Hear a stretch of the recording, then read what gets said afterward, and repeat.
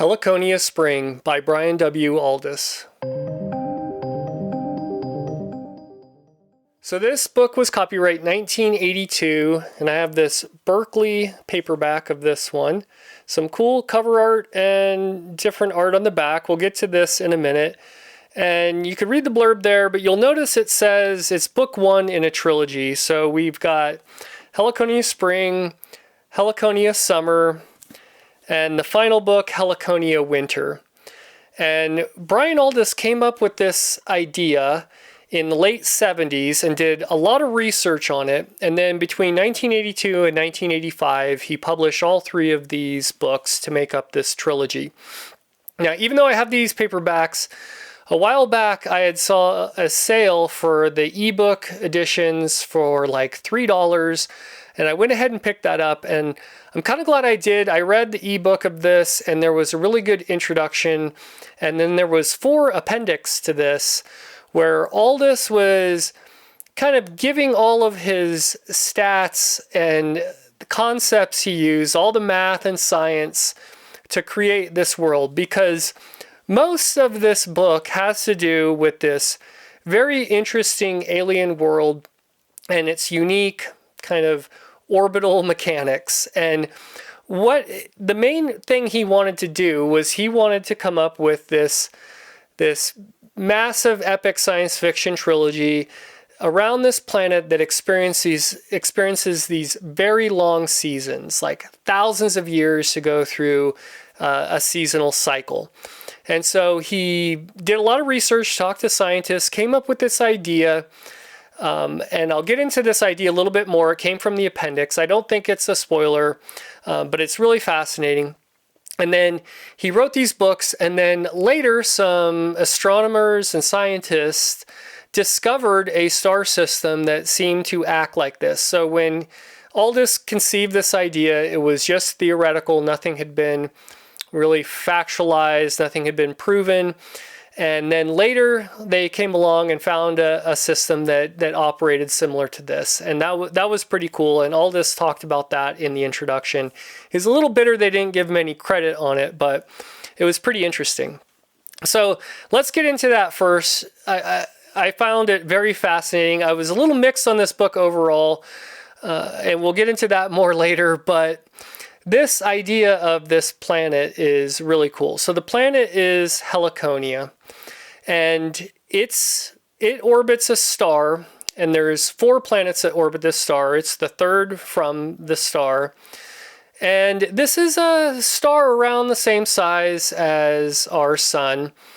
And this gives it a small year is what they call it. So every time it revolves, it does a complete revolution around this star, they call that the small year. And that is about 1.5 times our year. So it's like almost 500 days or something like that. And you get seasonal cycles based on that. But this star and its 4 planets are also orbiting a supergiant star on this very kind of crazy orbit where it'll bring it very close to the star and then bring it quite a ways away. And so this gives it a great year, this massive cycle of this whole star system orbiting a star.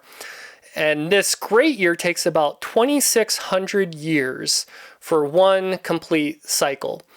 So within these little small years and seasonal cycles, you get these massive spring, summer, fall, and winters that can last hundreds of years. And what this has kind of done to this planet, it's kind of set humanity and civilization back every time it goes into one of these winters. The whole population, there's kind of like human-like creatures that are basically human in every way, but we're not sure that they came from Earth or anything like that. They apparently evolved on this Earth on this planet, just like we did on Earth. And they seem very human in almost every regard. And we've got some alien creatures called Phagors, and they're the ones depicted here on the back that kind of had these horns and these shaggy coats. And then we've got all the different other plants and animals that are on this planet that have struggled to survive every time they go through one of these long winters. And so when we start off with this book, the planet is just heading back towards that great star. It's coming out of this long winter, and this kind of larger spring cycle is coming around.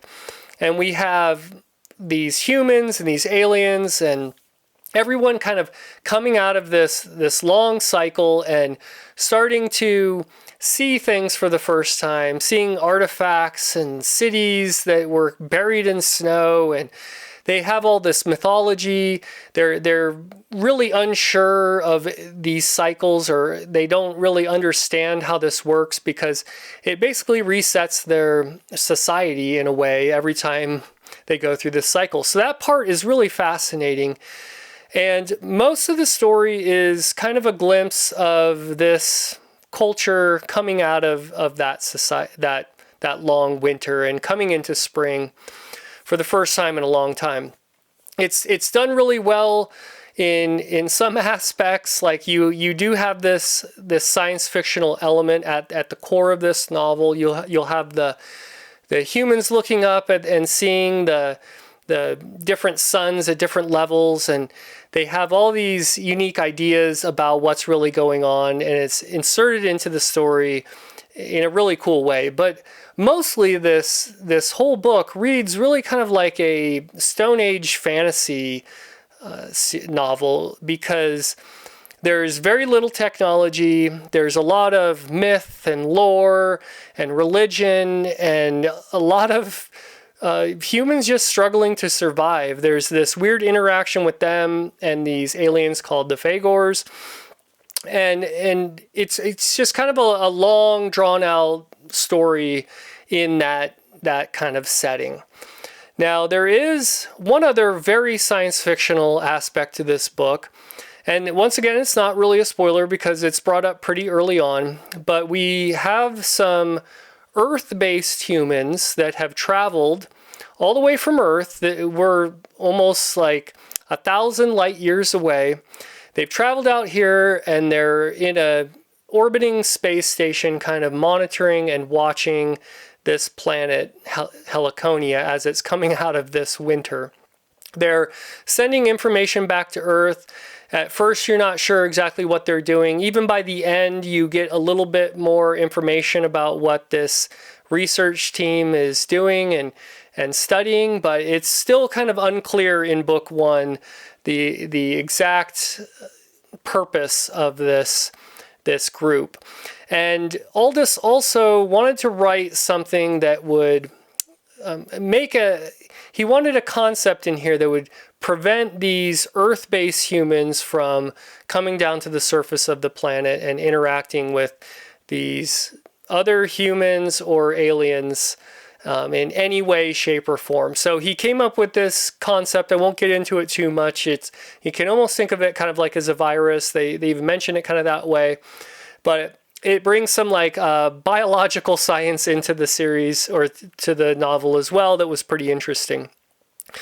Now, besides that, there was a very long prologue that felt the most complete as far as characters and plot. It was over 100 pages long. It was really good. It was kind of my favorite part of the novel. And it was all based around this character named Yuli. And at the end of that, the outcome, what happens in that prologue, kind of sets the stage for the rest of the story. You know, it was definitely a struggle for me to get through. It was a long book too. And I'm not sure if I'm going to continue on with the next two books. I'm not sure the juice is worth the squeeze, in my opinion. I am curious about it. I did watch Deb from the Omnivorous Reader. I watched her review on Helliconia Spring. I'll post a link to that down in the description because it was really great. She goes into way more of the intricacies of what's going on the planet, and she does a really good job with that. And I'm tempted to either just watch her other videos, because she's done videos on all three books, plus she did kind of a series review.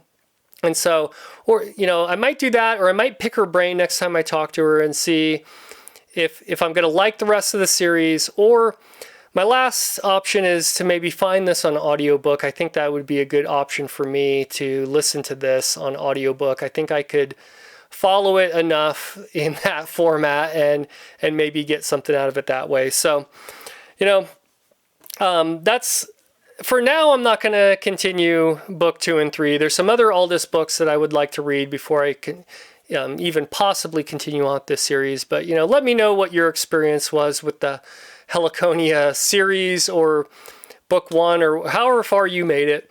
But that's going to do it for this video. Next up, I'm reading Donovan's Brain. So just look for that one coming out soon. And thanks for watching.